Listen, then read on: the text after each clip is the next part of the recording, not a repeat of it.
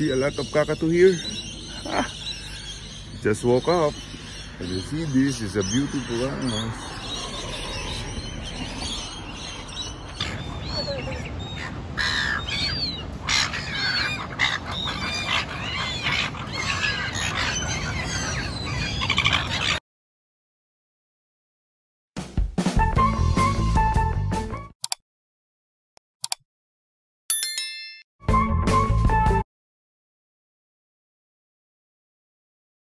Magandang araw mga kaibon. Nandito na naman po tayo sa Tupir Pet Shop and Aviary.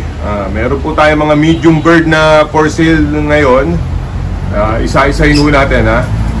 Meron ho dito pair na ho sila, pero basa luto, biyak uto pareho sa kapares nila.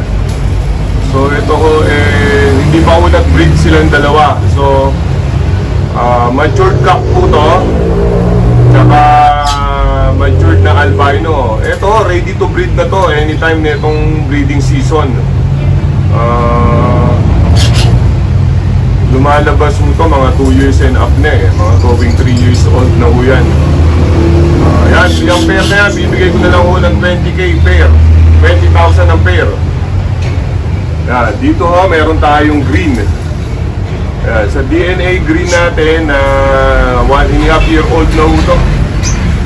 Male and female sa DNA, bigay ko na lang ho ito ng 10,000 ang pair.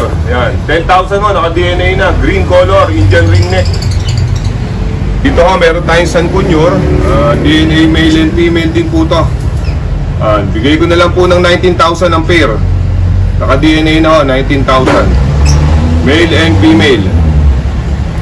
Dito meron tayong yan, isang pirasong cock. Nakakuha yung hen yan. So DNA cock po to, Indian ring neck, 8,000 na lang po to. Tapos meron tayo dito pair na Indian ring neck, Lutino rin po. Dito sa Lutino pair, bibigay ko na lang po to ng 14,000 din ho. 14,000 pair na ho yan. Matured na rin po yan. DNA male and female, 14k ang pair. Dito po meron tayong Lutino Opa, back to back ho. Ito proven na ho isang beses to. Nag-clutch na ho to, nakapisa ng 3. Puro Lutino Opa ho ang anak niyan. Back to back Lutino Opa line po yan. Ayan, ito ho, ina-out na natin kasi may kinasa ho tayong bago dun sa cage. Ayaw na natin magdagdag ng cage. So i-out na natin to. Actually nangingitlog na siya. Pinoster na po natin 3 itlog sa second clutch. Ayan, para ho hindi naman na sabi na ba't kayo itlog lang. Actually umitlog na ho ng 3 yan sa second clutch niya. Na-poster natin yung 3 egg. Ngayon meron na iwan. Ayan, sa puwet niya. Ayan, nalaglag na. Nalaglag na. Ayan o, proven. 10,000 na lang ho yung pares na yan. 10,000 ang pair. Dito may kakatail tayo. Ayan. Dito sa kakatail na pied and pearl, sa pair ho, 1,500 na lang ho pares niyan.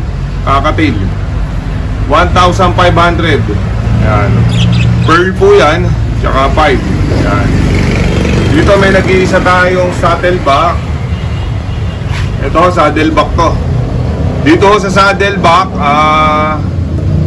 monitor, sa monitor ho sa monitoring yan, napakaganda ho ng likod niyan. Sa monitoring po, female siya.